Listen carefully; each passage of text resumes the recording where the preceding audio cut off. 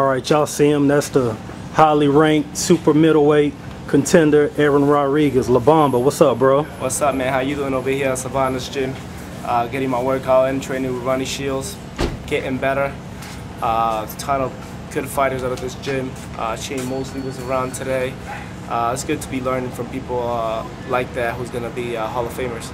Absolutely. There's a lot of good sparring down here. You got super middleweight contenders like miles away. You got Marcus Johnson up the way. You got Cornelius the Beast White around the way downtown.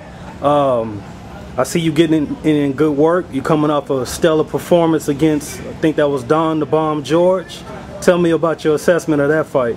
You know, I worked with Cornelius White, who is a tremendous fighter, by the way, who had a big win on ESPN against a Cuban fighter. You know, just getting that type of work, it's harder than the fight. You know, I fought Donovan George in HBO, my first HBO debut, against an opponent that was really strong. In fact, he got a knockout over Cornelius White. Nah, he's out here. Let's go. And me going in there, me going in there with knowledge of knowing that this kid has that type of power, I was just that much focused in training camp, listening to Ronnie Shields, making sure my defense was on point, and just executing the plan to basically perfect, because he was a dangerous opponent, and I knew that one punch could have changed the whole fight. All right. Most people used to think you were just a brawler who had a tremendous body punch. In your last couple of fights, you've been showing you got a lot of range. You can box a little bit. You're showing much more power now. Is that something you've been picking up in the gym, or is that something you've just been keeping on the wraps until the right time? You know, I was working with Peter Manfredo, who was a really good offensive trainer, hot-blooded Italian. You know, so my offense was good. I was going to work on my offense, but you know, I came down here with Ronnie Shields to be a more complete fighter, get on up my defense, and keep my power and my strength. And I feel like Ronnie has been done a tremendous job on helping me become a more complete fighter and helping. You know, I always had defense. I just, you know, I was with this trainer that believed in a lot of offense.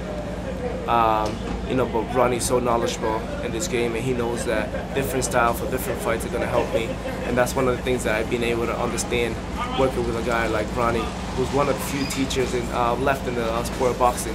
You know, we have Emmanuel Stewart, Ronnie Shields, and a couple of other ones, not too many of them, so I'm very fortunate to be working with somebody like Ronnie Shields. Absolutely. The boxing world out there has been seeing you progress from a prospect to contender. Now you're on the cusp of a world title shot. You've been going from local shows to showbox shows to your fight on HBO. You said it's a lot of hot fighters in Savannah's gym. It's a lot of hot fighters in your division. You know, what's your assessment of the division? Have you been keeping up with, you know, with the Froch victory over Boutte? You got Darrell on deck.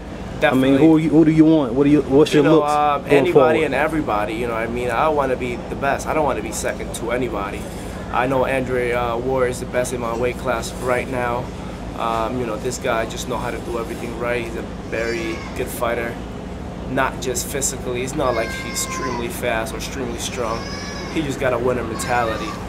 You know, with that said, at some point, I'm going to have to fight and beat fighters like that to be recognized as the #1. Because like I said, I'm not here to be #2 to anybody. I have a lot of respect for Andrew Ward. He's a great champion.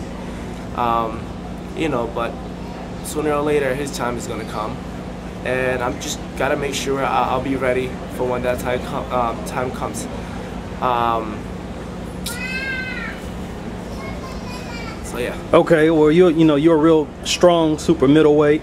A lot of the guys you see, Andre Ward, he'll be fighting against Chad Dawson. If all of the hot guys in this division, if all the hot guys in this division begin to move up to 75, is that something you'll entertain, or you just want to make sure you win a world title at this division first? You know, I'm trying to win a world title at 168, but if I get an opportunity to get a title fight at 175, I'm 6'1". I feel strong at 68.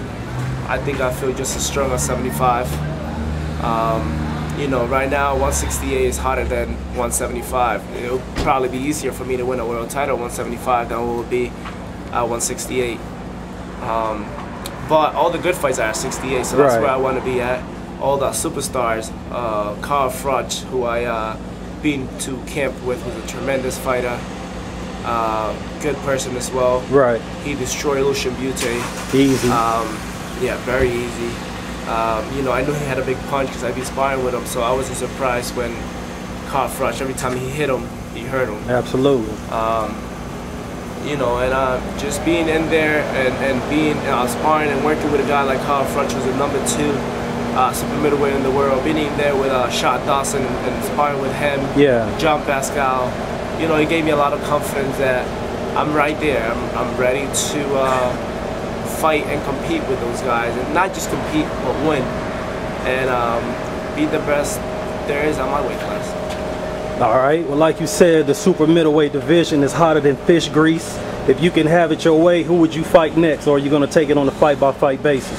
You know, fight-by-fight based, so many big names like you have mentioned that it doesn't really matter who I fight, from Arthur Abraham to Mikhail Kessler, to Stiegels, to Pavlik, to War, Dawson.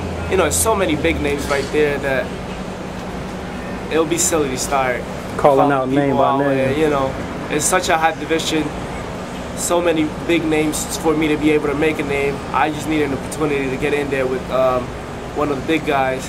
I'm fortunate enough to be working with Lou DeBella, who has been taking good care of me, my manager Larry Army as well. And they just have keeping me busy, you know, steady. Started from club fights, like you said, to, you know, become a prospect, to a contender. So we did all the work. So we just gotta gradually keep working and go for it, for that title, you know. Absolutely, man. 21-0 now, and we're ready to fight one of the top guys. All right. Well, I'm not gonna hold you, man. You got a good team. You got a good career on path. Lou's good people. I know Lou myself. Yeah. Is anything you want to say to your fans out there in closing? I just want to say that I thank you for keep following my career, and 2012 is going to be a big year for me. Bet. I feel like I'm right at the door, top 10.